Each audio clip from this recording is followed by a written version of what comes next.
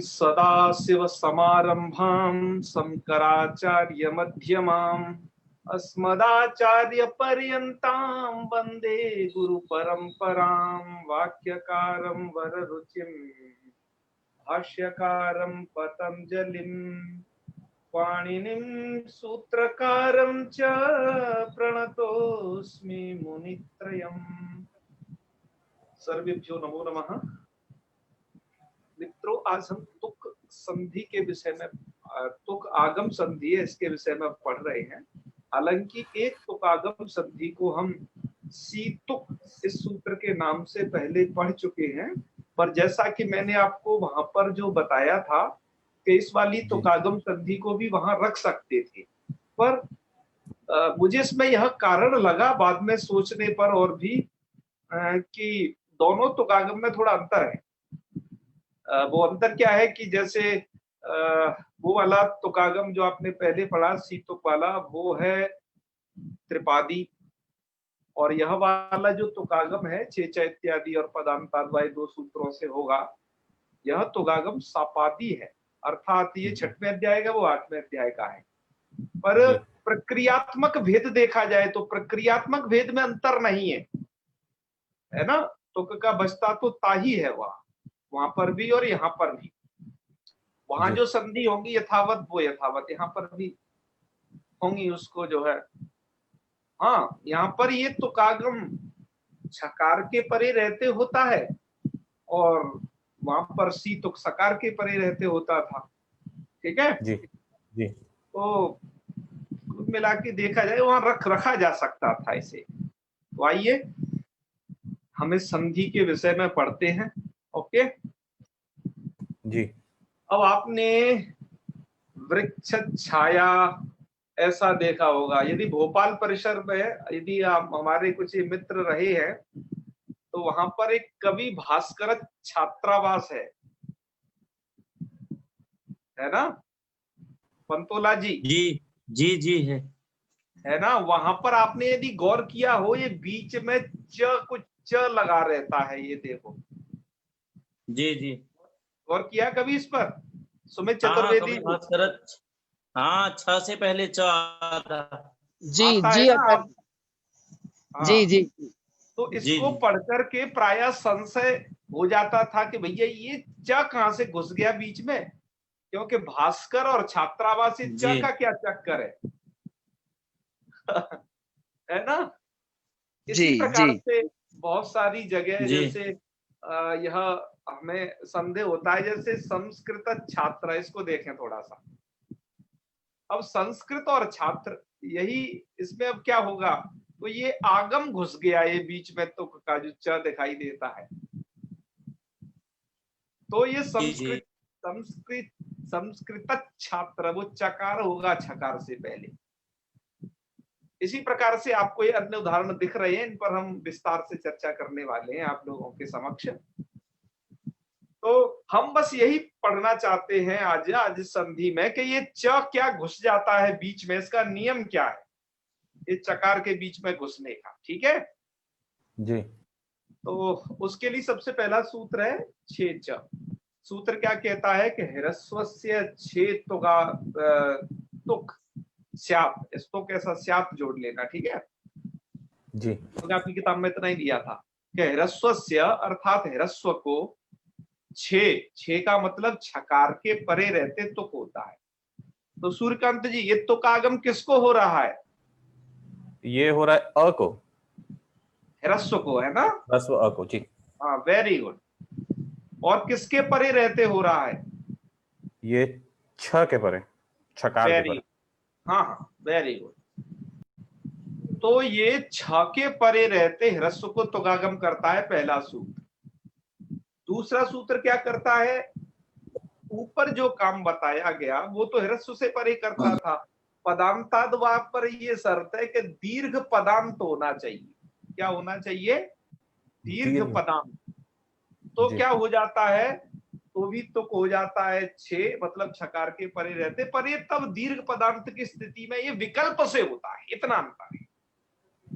समझे क्या होता है? ये दीर्घ पदांत की स्थिति में विकल्प से जी, है है ना।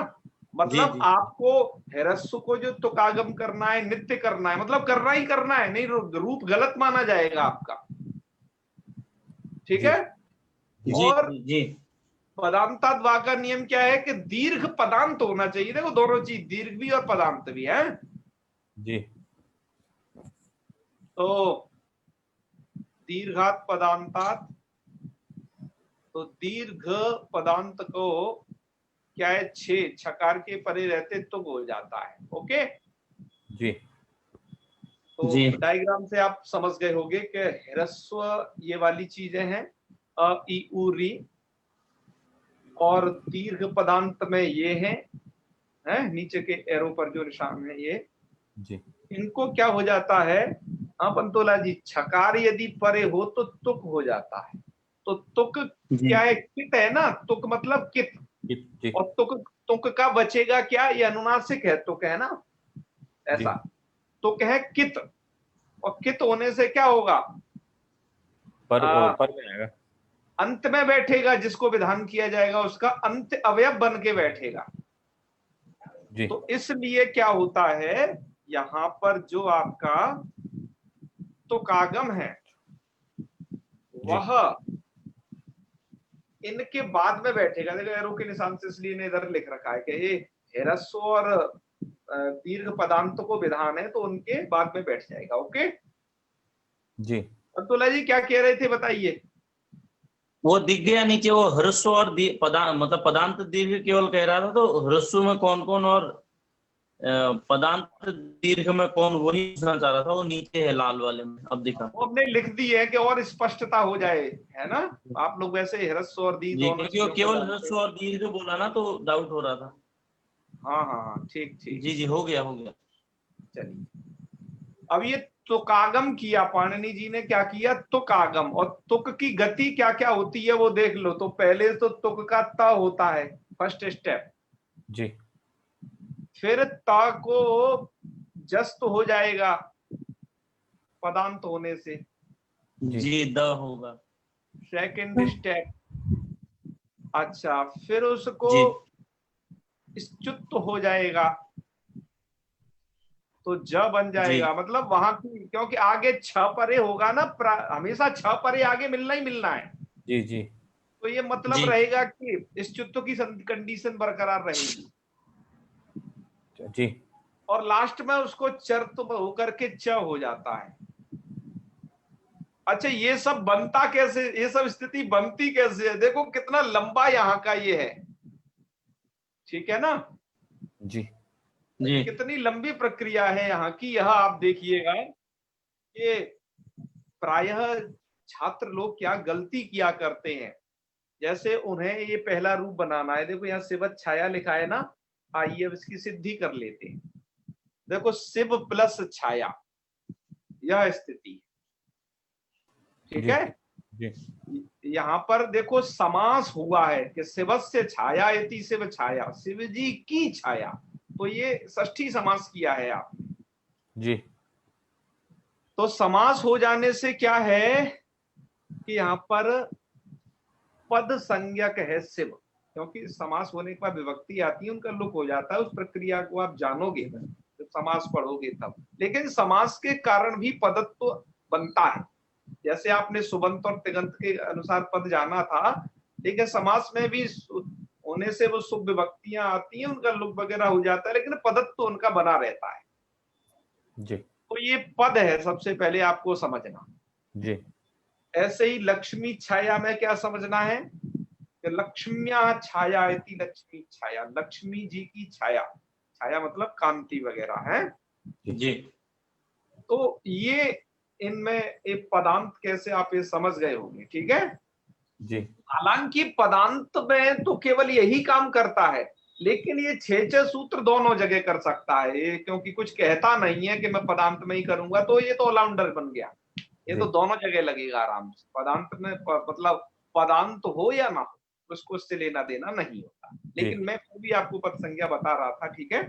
जी तो चलिए, आइए अब आगे का तो विचार करते हैं। तो शिव छाया आपको, आपने क्या कर दिया, तुक कर दिया। तो करने से स्थिति बन गई आपकी ये वाली शिवत छाया। ओके जी जी। अब इसी कंडीशन में देखिए, बताइए यहाँ पर कौन कौन सूत्र प्राप्त है पिछले वाले। शिवत छाया में हाँ शिवत छाया इस कंडीशन में जहां त का आगम किया हमने, तकार तुक का कर यानी लिया। तुकागम किया, जी जी फिर तुकागम करने से वो पदांत ता होने से शायद फिर वही जस तो मिलेगा। जलाम जसवंते। हाँ ठीक है, झलाम जसोनते प्राप्त है। और क्या प्राप्त है बताओ इसी यही। इसमें चर्तु भी होना चाहिए। वो तो बाद की, अभी अभी नहीं चर्तु की कंडीशन बनेगी। अभी क्या है, जी जी चुनाश्चु सूत्र द्वारा स्तुत्व की प्राप्ति है। हाँ बिल्कुल।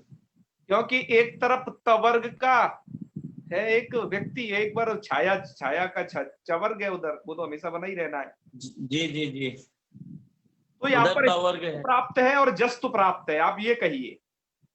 जी जी जी जरूर सही। अच्छा, जहां पर ये दोनों प्राप्त होते हैं वहां निर्णय कैसे किया जाता है सूर्यकांत जी, क्या निर्णय है? वो पूर्वोत्तर सिद्धांत के अनुसार उस पे जो पहले आया होगा सूत्र, हाँ वो पहले लगेगा। तो वो पहले लगेगा, क्योंकि 8 त्रिपादियों में क्या होता है, पूर्व के प्रति पर वाले शास्त्र सिद्ध हो जाते हैं। जी हम इस नियम को आपको बताते आ रहे हैं, ठीक है। जी। तो जी। झलाम पहले जसोस्ते वाला 8 2 शास्त्र 39। मिलेगा पहले। ओके, तो इनमें पहले कौन है? अष्टाध्यायी क्रम में पहले देखना, फोन नंबर देख के। जी झलाम जसोस्ते है 8 2 हम 39। जो सुनते पहले है, ध्यान रखना। जी ऐसा नहीं कि आपकी लघु सिद्धांत कौमुदी में स्तोस्चुनाश्चु पहले लिख दिया तो वो पहले हो जाएगा, ऐसा नहीं है। अष्टाध्यायी क्रम को देखना है, ठीक है। जी तो शिवत छाया यहाँ पर पहले आपको जस्तु करना है, इसलिए हमने यहाँ पर देखो ये जस्तु के विषय में लिखा हुआ है। आपको जस्तु पहले करना है, तो जस्तु कर लिया तो स्थिति क्या बन गई, शिव द छाया। अब कौन कौन सूत्र प्राप्त है, चलो जस्तु कर लिया तो। स्तुत वाला तो प्राप्त ही है। अब स्तुत प्राप्त है और अब चर्तु भी प्राप्त हो गया, खरीच, क्योंकि छ खर में आता है। जी जी। तो इन दोनों में से कौन जीतेगा? अभी इसमें से देख बता रहा हूँ। खरीचा जीतेगा। 8 4 55 है और हाँ। वो 8 4 40 है, तो च्युत जीतना चाहिए फिर। तो स्तुत पहले होगा। जी स्तुत पहले करने पर क्या हो जाता है, सी व ज छाया, मतलब दा को जई तो होगा, त थ जी, तो क्या है, जिस क्रम का द वचन और है उस क्रम का आएगा। ठीक जी है। जी जी अच्छा, अब आप क्या करिएगा, अब चूंकि उन्हें उन विधियों को आप लगा चुके हो, लास्ट में चर तो बचा। अब आप चर तो कर दीजिए, तो क्या बन जाएगा, मतलब ज को च बना करके सिवत छाया बना दी। चर तो यही तो होगा ना, वो जी। स्वर का प्रथम जी, जी। अक्षर हो जाता है। कई सारे छात्र भ्रांति वसात क्या किया करते हैं, वो यहीं पर शिवत छाया जैसे ही हुआ स्तोश्चुनासु से स्तुत कर दिया करते हैं, तो ता को स्तुत च हो जाएगा स्तोश्चुनासु से यही करोगे तो, ठीक है। तो जी। शिवत छाया बन जाएगा सीधा डायरेक्ट शॉर्टकट प्रक्रिया से। पर ये शॉर्टकट प्रक्रिया नहीं है, ये गलत प्रक्रिया है, क्योंकि आपको पूर्वोत्तर सिद्धम के ये जो नियम है कि कौन कृष के प्रति असिद्धता वगैरह का यह अनुपालन करना है। क्योंकि एक आध जगह तो शॉर्टकट करके निकलोगे, लेकिन व्याकरण में और काफी जगह फंसोगे फिर, ठीक है ना। जी जी तो यह प्रक्रिया आपको फॉलो करनी है। तो आप समझ गए होंगे शायद इसको, है। तो ये शिवत छाया एक ही रूप बनेगा। ये वो उदाहरण था कि छेचा वाला, मतलब हिरस्व को, है ना, हिरस्व को कहा तो कुआ है, तो ये शिवत छाया उसका उदाहरण हो गया। अब आइए दीर्घ में प्रवृत्त होते हैं। दीर्घ में क्या कंडीशन बनती है, लक्ष्मी छाया, ये दीर्घ है, मैंने बताया समास होने के कारण यहाँ पदांत भी है। जी तो ये जी। दीर्घ पदांत है आपका ई, तो इसको क्या हो जाएगा, तो कागम हो गया, कित होने से अंत में बैठेगा, तो लक्ष्मी त छाया। जी वही प्रक्रिया करनी है, या च्युत भी प्राप्त है, जस्त भी प्राप्त है, लेकिन झलाम जसूनते सूत्र पहले है, पूर्व त्रिपादी है। अतः वो पहले लगेगा। जी तो जस तो कर देना लक्ष्मी द छाया, उसके बाद अब इश्चुत्व कर लीजिए। इश्चुत्व भी प्राप्त है, चरित भी प्राप्त है, लेकिन इश्चुत्व पहले आ जाएगा क्योंकि वो उससे पूर्व त्रिपादी है खरीचा से।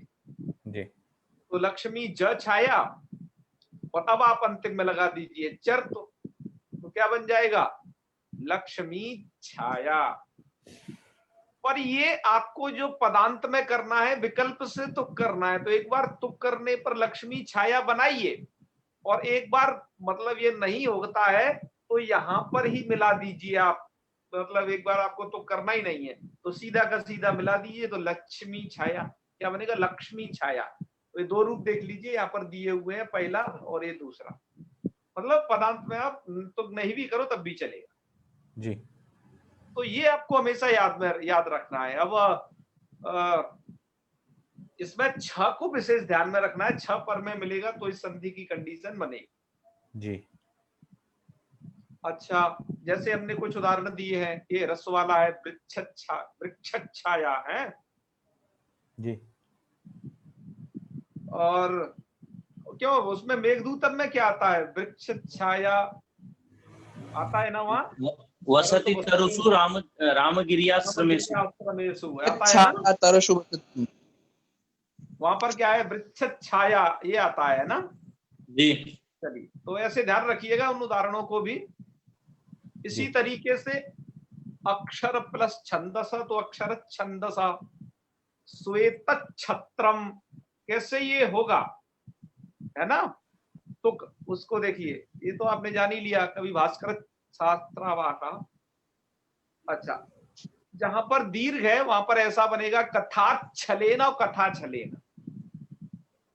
आपने नीति संग्रह पढ़ा हो तो वहां पर क्या आया है? कथा छलेन बालानाम नीतिस्तदीय कथ्यते। याद है ना आपको? जी बहुत अच्छे। तो कथा छले न, तो चा कहां से बीच में घुस गया? कथा और छले न, वहां पर तो यह अर्थ है कि कथा के छल से मैं नीति कहूंगा बच्चों के लिए, है ना? बाला नाम नीति स्तरीय कथ्य।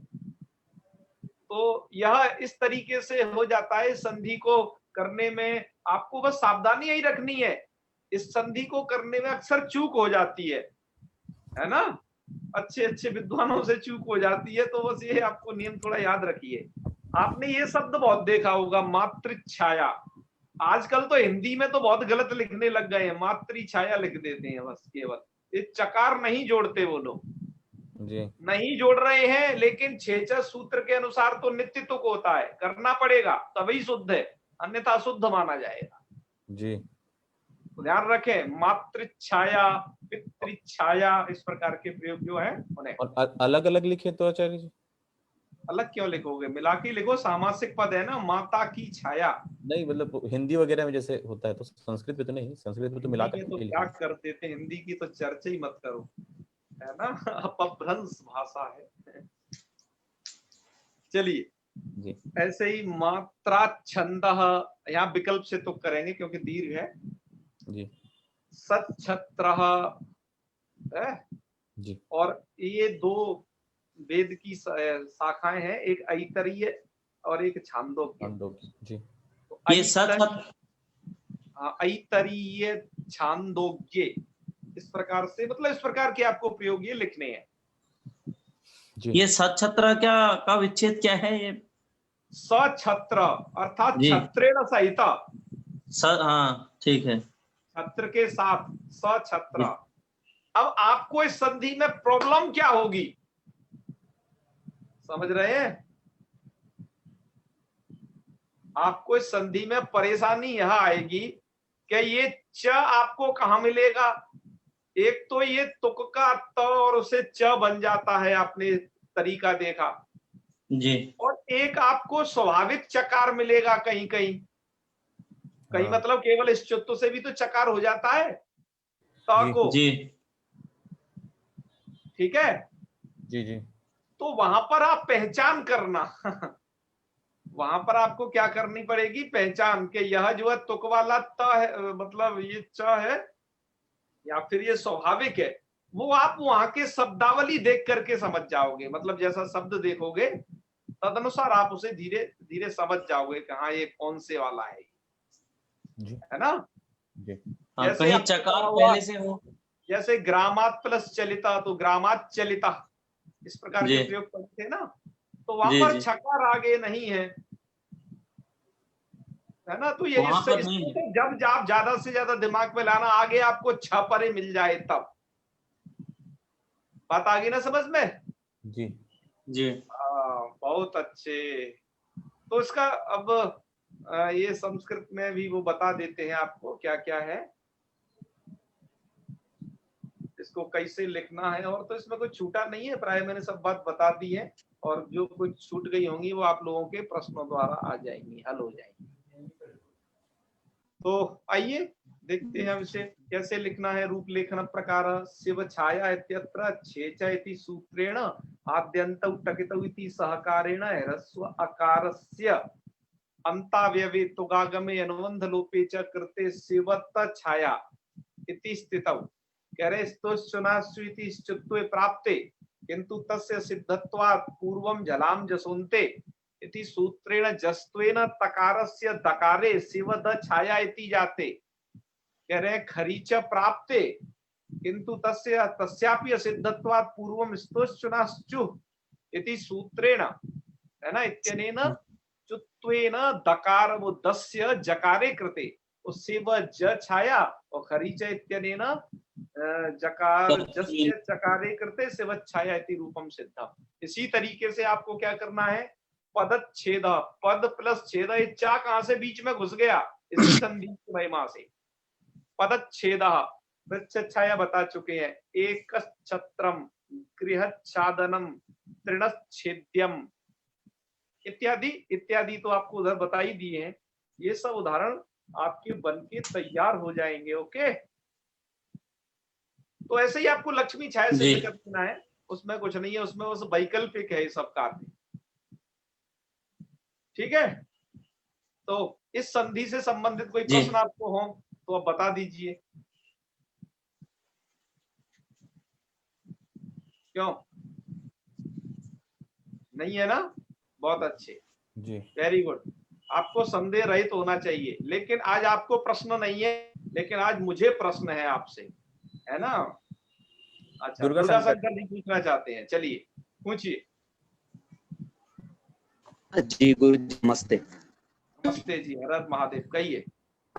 गुरु जी, यहाँ जो संस्कृत छात्र है, यहाँ ऐसे हो सकता है क्या? मेरा एक आशय है, संस्कृत छात्र पहले विसर्जनीय सह वो सूत्र को लगाकर उसके बाद च्युत्व कर दें तो विसर्जनीय क्या, संस्कृत छात्र, विसर्जनीय से क्या कर लोगे, स। हाँ, पर एक खर भी है, उसके बाद च्युत्व संधि हो जाएगा। इस च्युत्व संधि से उसको तो तालव्य सकार होगा ना फिर। हाँ, ओह हाँ, सही। हाँ जी, और ये सिर्फ बनेगा ना ये वाला। ये भी हो सकता है क्या? पर नहीं जी, यहाँ पर इसका अर्थ समझिए। वहां पर क्या है, संस्कृतस्य छात्र, वो षष्ठी विभक्ति है, उसका लोप हो गया, मतलब समास होने के कारण षष्ठी चली गई, तो संस्कृतस्य छात्र मतलब संस्कृत का छात्र।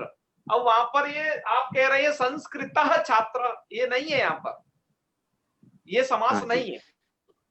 हाँ, समझ रहे? ये जो संस्कृत से छात्र है तो यही है, वह संस्कृत और छात्र, ये पदांत है। ठीक है, हाँ, चलो बहुत अच्छे। ये सिर्फ समास में होता है क्या? ये जो संधि है वो सिर्फ समास में होता है क्या? जैसे कि यहाँ सभी समास में आ रहा है। समास में भी होता है और समास से रहित भी हो जाता है कभी कभार। जी जी, है ना। ह्रस्व वाली तो पदांत के बिना भी होती है, ऐसा है। ठीक है जी। हाँ, और कोई प्रश्न है बताइए, प्रतिभा जी। जी गुरुजी प्रणाम। हर हर महादेव। हाँ, वैसे प्रश्न तो मेरा नहीं है, पर मैं ये बताना चाह रही थी कि जब मैं शोध कर रही थी तो हम अपने नाम के आगे लगाते थे शोधक छात्रा, हाँ, शोधक छात्र, बिल्कुल तो बिल्कुल। हमेशा ऐसे ही लिखा करते थे, तो आज आपने समझाया, हालांकि ये संधि मैं पहले से जानती हूँ, पर आज याद आया, आपने अनुच्छेद पदच्छेद ऐसे शब्द बताए, तो हम शोधक छात्रा ऐसा लिखा करते थे अपने समय में। बहुत अच्छे, बहुत अच्छे, आप इस संधि को जानते हैं, बहुत अच्छी बात है।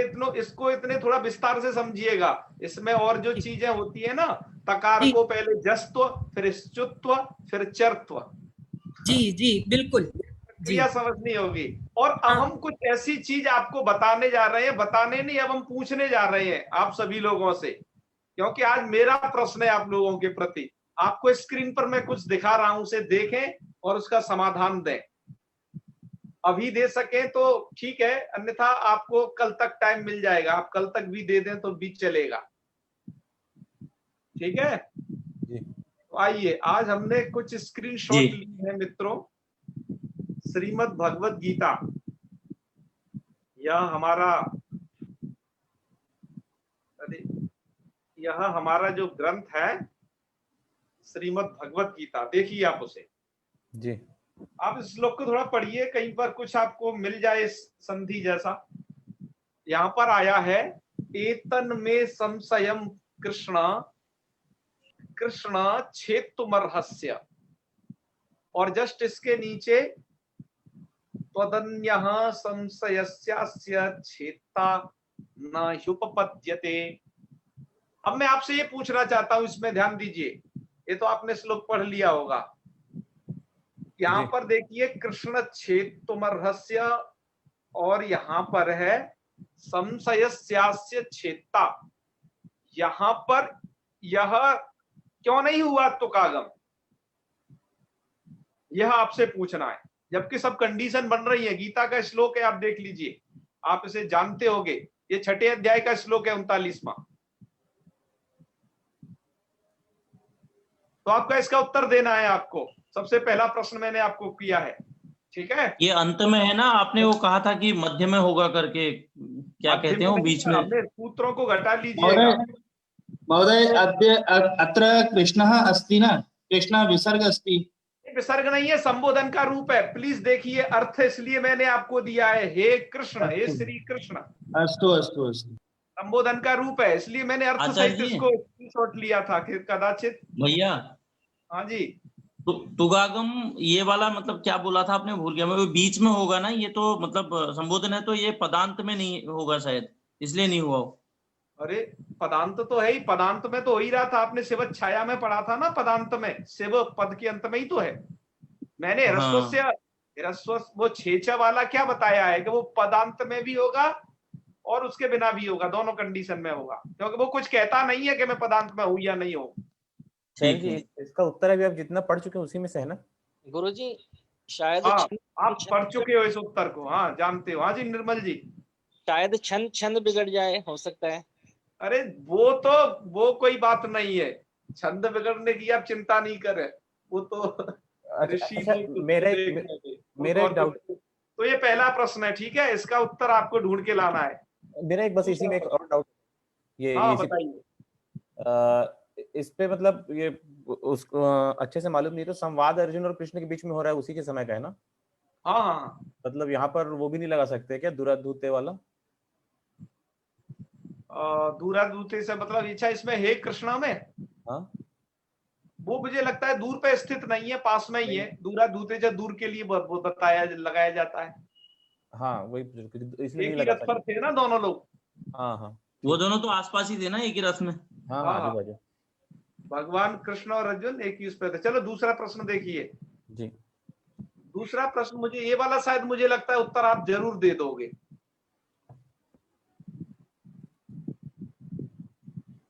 देखिए, ये क्या 10वें अध्याय का है, ये विभूति वर्णन में, बृहत साम तथा साम नाम गायत्री छंद सामहम मासानाम मार्ग शीर्षो हम ऋतूनाम कुसुमाकरः।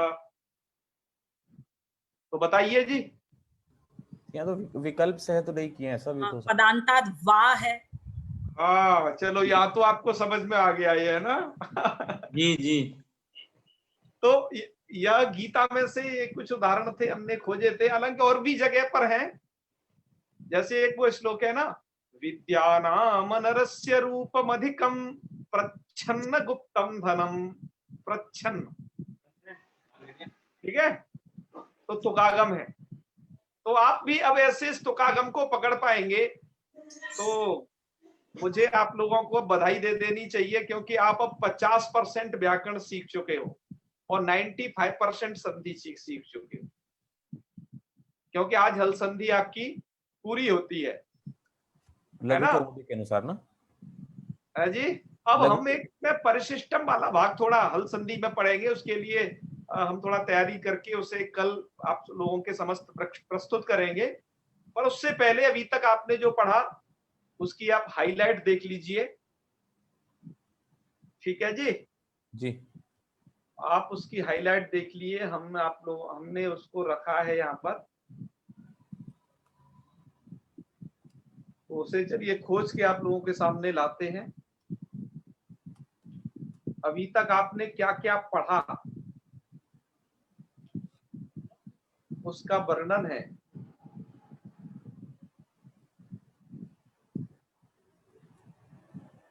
तो आपने ये मंगलाचरण वाली स्लाइड पढ़ी थी सबसे पहले तो जी, फिर आपने ये हल संधि में इतने सारे प्रकार जाने थे जी। और हाँ, इसके विषय में मुझे कुछ बताना है, आपको ज्यादा बताना है कि हमने ये वाली जो 10वें नंबर की संधि है इसको सबसे विस्तार से पढ़ा है। ये तमाम आगम पढ़े थे ना, आज भी एक आगम पढ़ा है जी इसके ही कम से कम 5-6 भेद पढ़ लिए थे, ठीक है ना?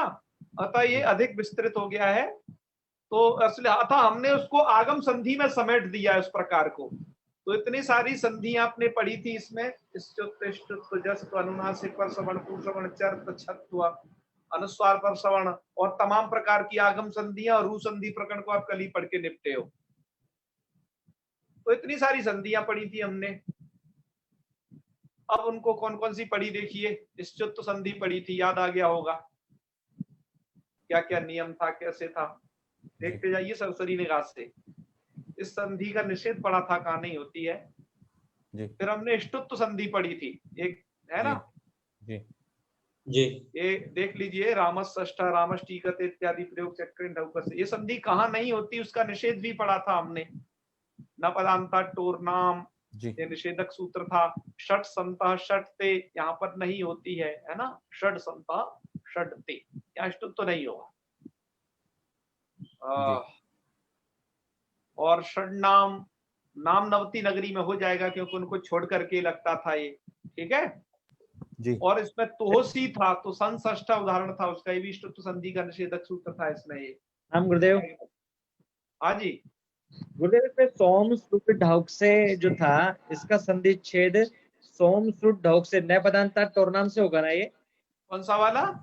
सोम ढौक से, हाँ सौम सुत, जी जी जी। नए पदांतर लगेगा ना गुरुजी इसमें? सौम पदांत, न पदांत तो कहता है ना, पदांत तवर्ग से कहता है ना, ये तो पदांतात टवर्ग कहता है, टवर्ग। जी जी।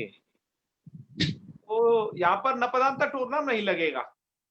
अच्छा, तो सोम शुद्ध बनेगा फिर इसका संधि छेद। अब आप विचार करिए, आपको ये बताया है, ठीक है जी। बोलना है क्या? क्या बनेगा ये आपको बताया जा चुका है, अब आप उसे ष्टुत्व वगैरह करके बनाए। जी जी ठीक है। हाँ, जस्तु संधि है, इसमें झलाम जसूनते पढ़ा था। एक जस्तु संधि का झलाम जसी पीछे निकल चुका था, उसका भी स्मरण दिलाया था यहीं पर। जस्तु संधि में क्या हो जाता है आपको बताया था, वर्ग के तृतीय अक्षर, ठीक है।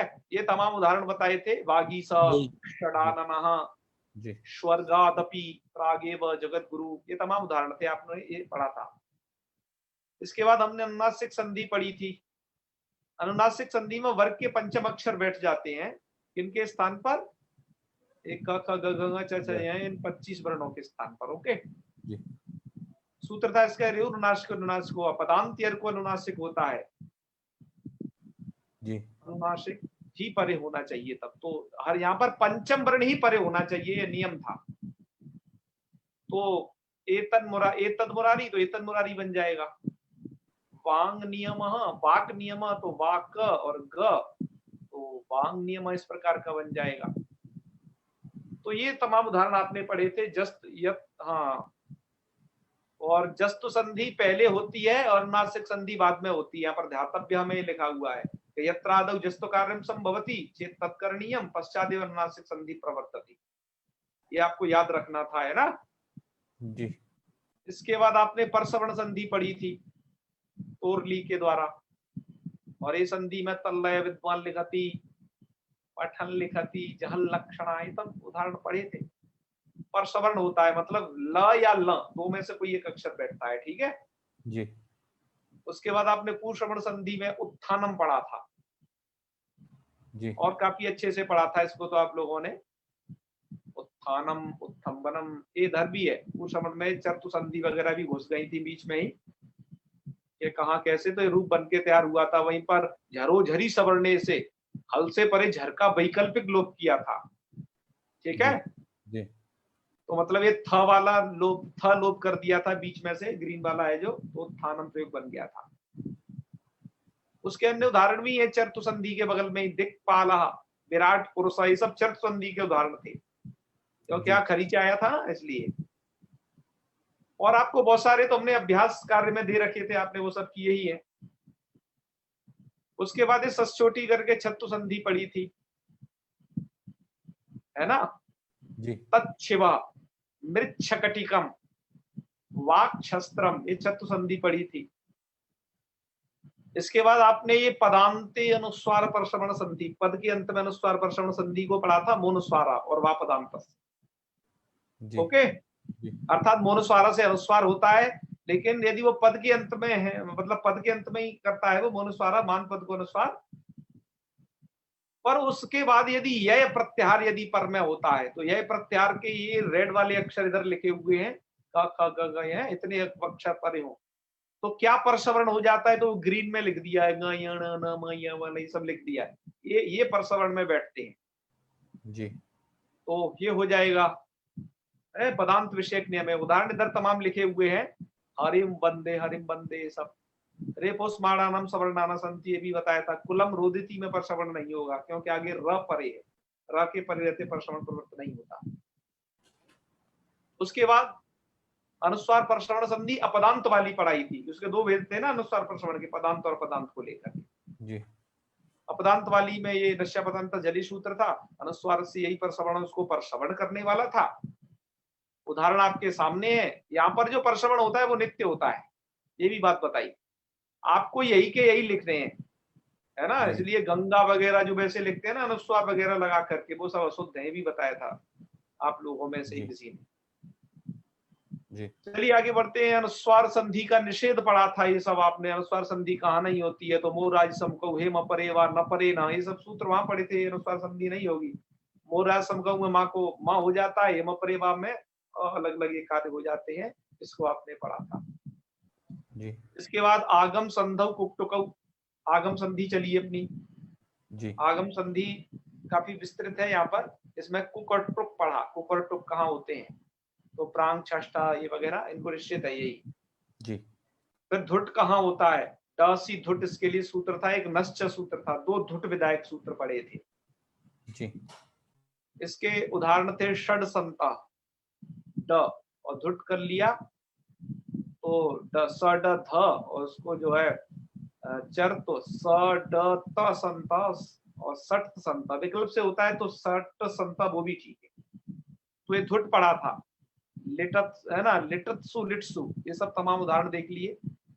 और अस्मिन समय अस्मिन समय, नकार को, ये पहला वाला सूत्र जो धुट करता है वो डकार को करता था धुट, और दूसरा वाला नकार को धुट करता था, ये दोनों में अंतर था, ये आपको पढ़ाया था, है ना जी। हाँ। और आप इसे बहुत सारे लोग भूल चुके हो, आपको बहुत बहुत बधाई है, इसीलिए इसको सब देखते रहे, ठीक है, इसलिए नहीं पढ़ाया कि आप भूल जाए यहाँ आपको इसलिए बता रहे हैं द्वारा से कि आप भूले नहीं, कम से कम एक बार जाकर के देखें उसे, स्वाध्याय कर रहे हैं। नहीं भूलने का एक ही मतलब है, आप अपने पठित विषय को किसी को पढ़ा दीजिए, अन्यथा उस पाठ की रोज आवृत्ति करिए, हनुमान चालीसा की तरह पाठ करिए, बस यही हमारा कहना है आपसे हमेशा।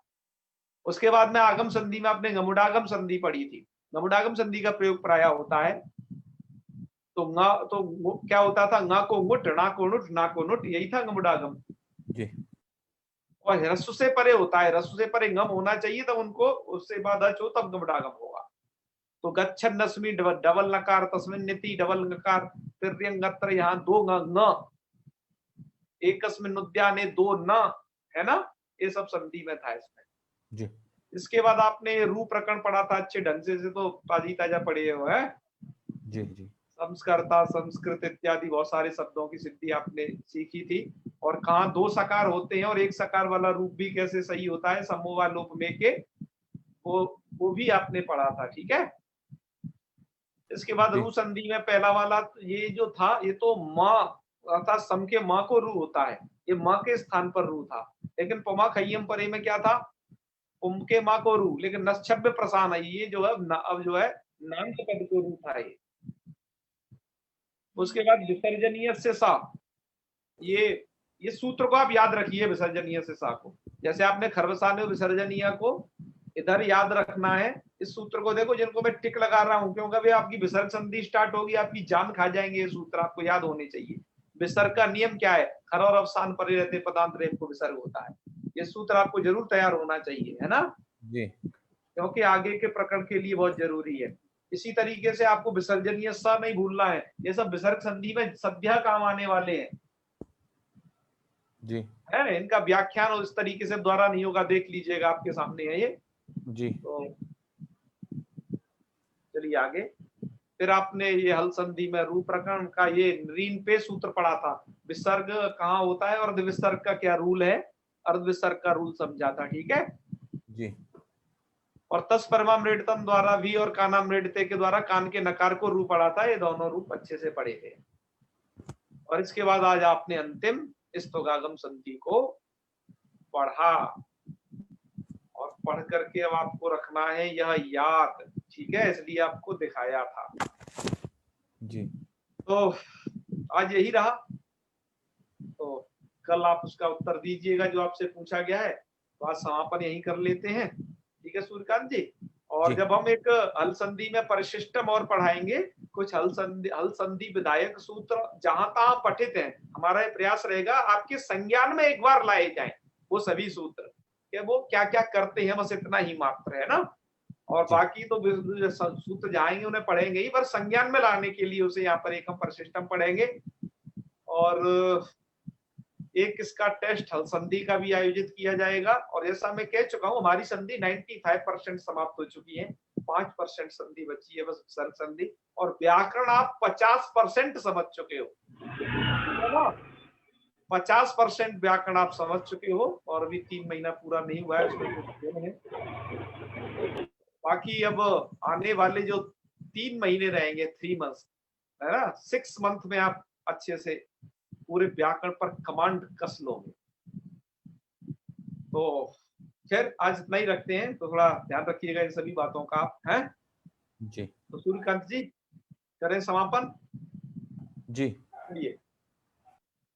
ओम सर्वे भवन्तु सुखिनः, सर्वे सन्तु निरामयाः, सर्वे भद्राणि पश्यन्तु, मा कश्चित् दुःखभाग् भवेत्। ओम शांति शांति शांति। सर्वेभ्यो नमो नमः। शुभ रात्रि। नमो नमः गुरुदेव, शुभ रात्रि। नमो नमः जी।